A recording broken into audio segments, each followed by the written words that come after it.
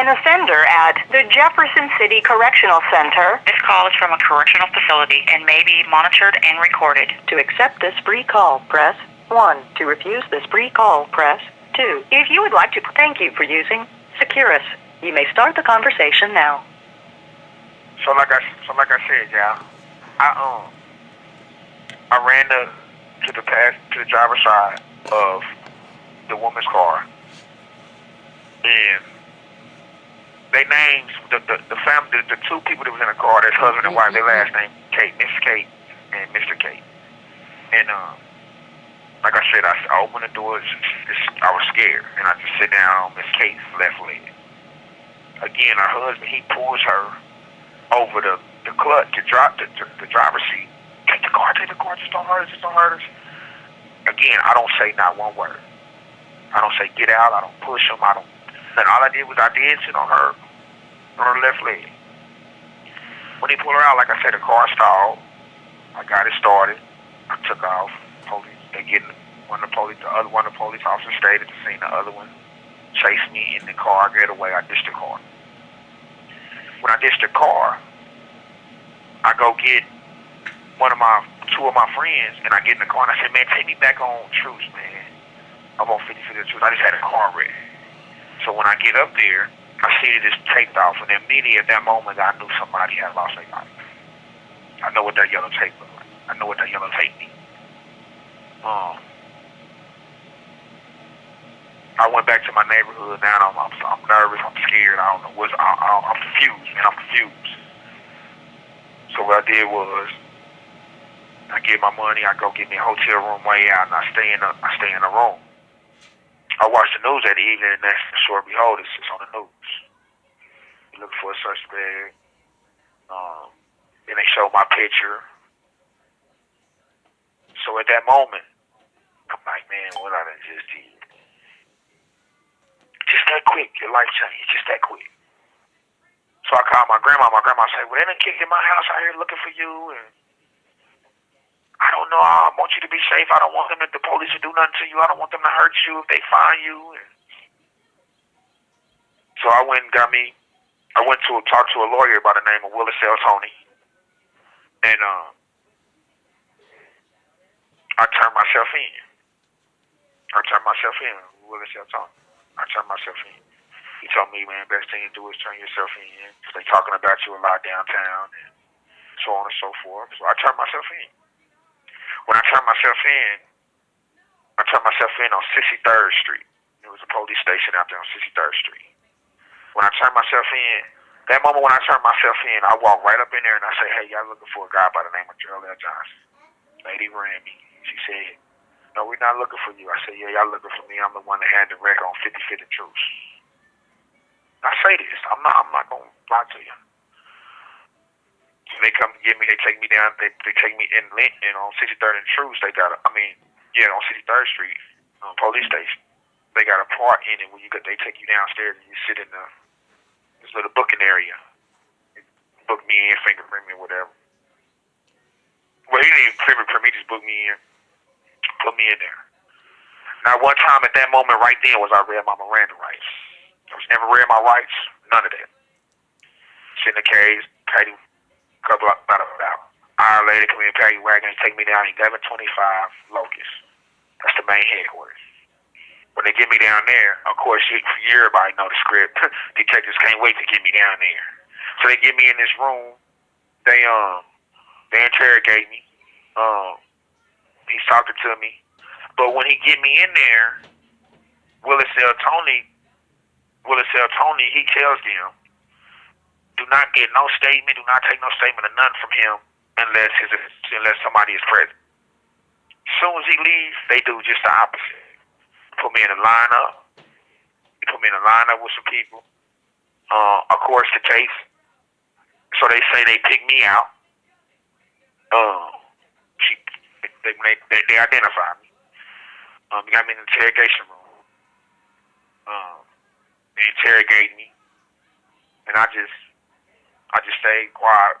I talked for a minute, and I just got quiet. And it's like, man, just do whatever y'all doing, man. Do whatever y'all gonna do. Oh, we got you, Johnson. You're going to jail for the rest of your life, and They just saying all these crazy things. Then they take me back upstairs. So when I'm sitting up there, I'm like, this is crazy. But what was really crazy is they interviewed both police officers, which is Eric Eberhart and James Regler. So when they interviewed them, videotape transcript, videotape record statement, neither one of them mentioned that I had a gun. Listen to me. On the day that it happened, March 4th, 2001, Eric Eberhart and James Regler gave videotape statements, transcript statement. Detective Jenkins and Detective Eric and Detective Barbara Eckert, they interviewed them. Never not one time, y'all, did they speak of me having a gun. Not once. Not one time. Miss Case, the driver of the car, she said from day one, Mr. Johnson never had a gun. Because see, what they did was to give me this life plus 15-year sentence, they say that I carjacked them. They say that I pointed a gun at them and took their car. But guess who's saying this? The passenger of the car, which is Mr. Case, Mrs. Case's husband, and then the police officer, Eric Eberhart. But on the day that it happened, Miss Kate, the driver, who car entered on her side, sit on her left leg, said, Mr. Johnson never had a gun. Gerald Johnson never had a gun. The police officer did transcript videotape statements. I got so many copies, it's crazy. Never spoke of me having a gun. Now, these is police officers of the law. I'm a black man in an urban neighborhood. For all y'all out there from Kansas City, Missouri, y'all know 50/50 Troops is the hood. That's the ghetto. Police officer, he said, the main thing we watch for is body language and people's hands and the action and emotions when a crime is being committed. Why he didn't say on the day that it happened that I had a gun? Why didn't he say them? Why didn't Eric Eberhart say on the day that it happened that Gerald Lamont Johnson had a gun? You know why he didn't say it? I'm gonna tell y'all why he didn't say it. Cause I didn't have no gun. That lady told Miss Case told them people, Mr. Johnson didn't have no gun. So they gave me second-degree felony murder with the alternative of involuntary manslaughter because they didn't want to give me the involuntary manslaughter because it only carried a max of 7 years. So they wanted to boost my charge and give me second-degree felony murder, which give me this life plus 15 years, and to give me a robbery and to give me an armed criminal action because by them saying I had a gun and I carjacked somebody, that means what? I got a robbery, I'm robbing somebody. That's not how that happened. I never touched her. I never touched Miss Case. I sit down on her left leg, y'all. Please listen to me, please.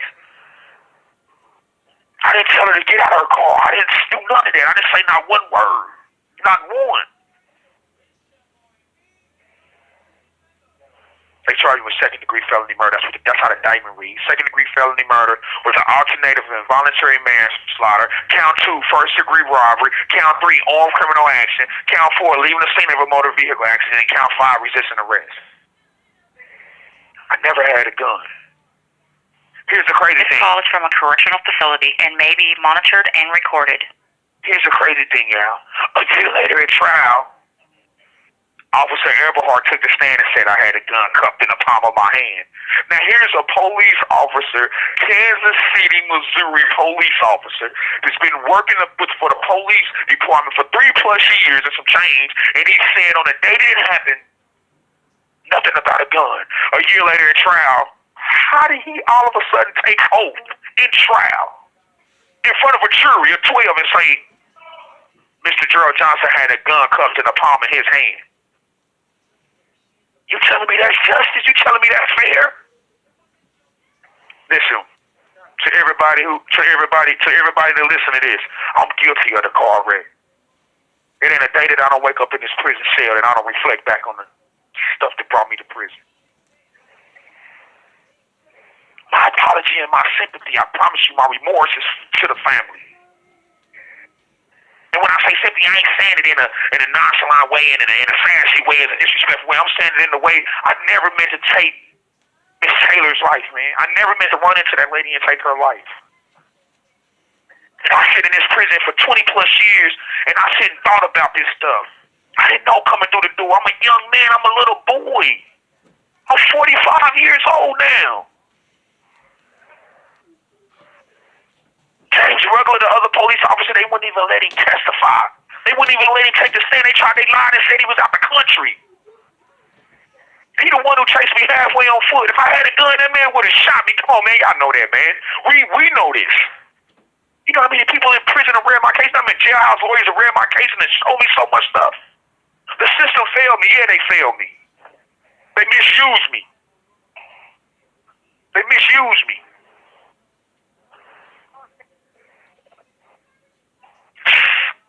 James Scott, Eric Everhart, he destroyed my life. That police officer destroyed my life. He lied on me. That jury gonna listen to him because he's a police officer. He ain't caring nothing about nobody else's testimony. Well, number two people. They enhanced the charges. They took them charges and enhanced them. Why? Because I'm a young black man. They want to get rid of me. They want to say he's an ignorant young black dude. He don't know nothing. Let's get this conviction. Let's throw him away. Let's put him in prison and let's leave him there. That's how they looked at it. That's how Judge John R. Gray looked at it.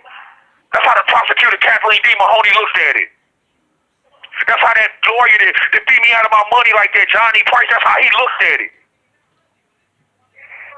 And I'm sitting around these dudes all day in here. I'm sitting around my man Icy Bite, a.k.a. Michael Irby. I'm sitting around Rashad Taylor, my Muslim brother Rib. I'm sitting around these dudes in here. My life is priceless. I'm sitting around my big dog Ray Johnson with a life plus 18 amount of years. Nobody wanted to hear me though. Nobody wanted to hear me. King Gibson beat me out of all my money. King Gibson beat me out of all my money. Somebody need to know that, man. I ain't never gonna give up. I ain't gonna never give up fighting. To the death of me, I'ma fight.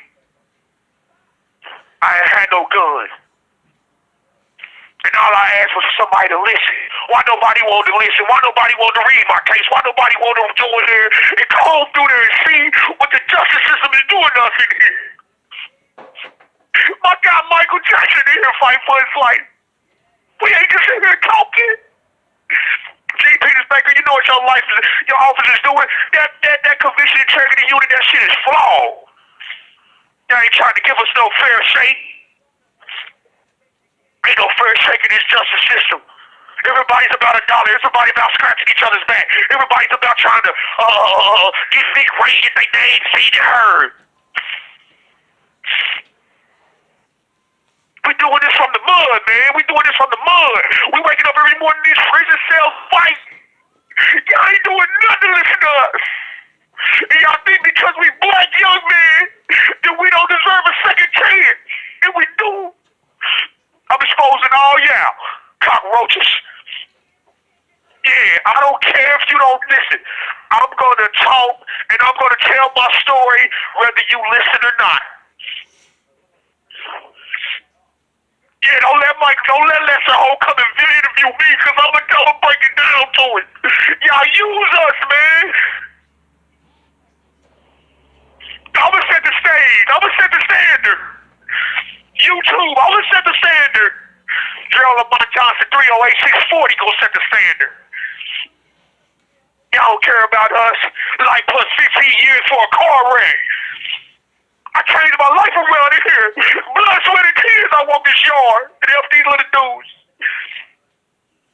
Yeah, we coming. I'm coming. I'm gonna say it. I'm gonna push it again. I'm gonna listen. I got my guys in here. We ain't doing this this ain't for fun. You think I got my grandbabies out there just looking at their grandpa in the visiting room? My grandson want me home. And you know, Gene Petersmaker, your office know that I'm concerned to be home. You know why? You know why y'all enhanced that charge. You know why y'all enhanced the second-degree felony murder. Y'all giving us second-degree felony murder. That shit don't even add up. Yeah, you read your law. Sorry, though. That's all right, because it's a circle of us. And we gonna keep fighting. We gonna keep fighting. We gonna keep doing what's right in prison. Come and look at my prison jacket. I ain't in here fighting the police. They ain't put me here, Gene Petersmaker. Governor Parson, you don't care about us, man. My guys put clemencies into you. I put a clemency into you. You ain't read nothing. You ain't read nothing, Governor Parson. Someone trying to tell me you read something, man. I ain't stopping. I'ma go. I'm gonna tell my story. If somebody gonna look at my case and see that I had no gun, and I'm gonna change some stuff. You gonna have to lay me down and put a gag on my mouth for me not to stop talking. If I'm not, I got my partners here, man, fight for their freedom. And I'ma keep fighting for mine because that's what's right. If I had a gun, I wouldn't be on here talking on my YouTube. I wouldn't be on my YouTube talking if I had a gun. I didn't have no gun, but you gave me all this time. Judge Orange, John Gray, you know what you did. Correctional facility You know what you may be did. monitored and recorded. John Gray, you got off that bench. You got off that bench right after my trial, John R. Gray. They put you off that bench. Yeah, y'all won't listen. You a lawyer now. How you gonna go from a judge and go backwards to a lawyer? Who does that? Y'all won't listen. Yeah, y'all gonna listen. You two gonna listen. I'm exposing. It's called Get the Roach Killer. We gonna spray and kill the roaches, you cockroaches. Yeah, because y'all don't care about us. But we not gonna give up on ourselves. COVID, you got COVID in the prison system. Y'all ain't even trying to look at us. Y'all feed us, they feed us soy. It's killing us in here, man. Yeah, I ain't stopping. I don't care. I'm not stopping. And I love my wife. I'm gonna tell you why. Because that woman know. Sharon Johnson know. I ain't no good. So y'all can take that gun. Y'all can take that gun y'all keep saying I had. And you know what you can do with it? You can take it once you show the jury. Why you didn't show them a gun? Why you didn't show him a gun? Why you didn't bring a forensic expert in there and sit on the stand and draw a construction line about my car wreck and about everything I did to say I had a gun? Why y'all didn't do that? Why y'all didn't do that? Why John Price get this bar? This man, Johnny Price, got this bar because all the false reputation he was doing. He sent a man named General Lee to the county jail to see me who was doing false imprisonment. Got charged with false impersonation, coming in the county jail saying he's an investigator when he wasn't. But Johnny Price, you got me for $11,000. How you gonna do that? Where they do that at, man? You a lawyer. Yeah. Yeah, you think we giving up, old boy? We ain't giving up. My fight and my push is strong. My fight and my push is strong. Eric Eberhard came back a year later and said I had a gun cuffed in the palm of my hand. On the day the events happened, March 4, 2001, that man didn't say two things about a gun. This is a police officer.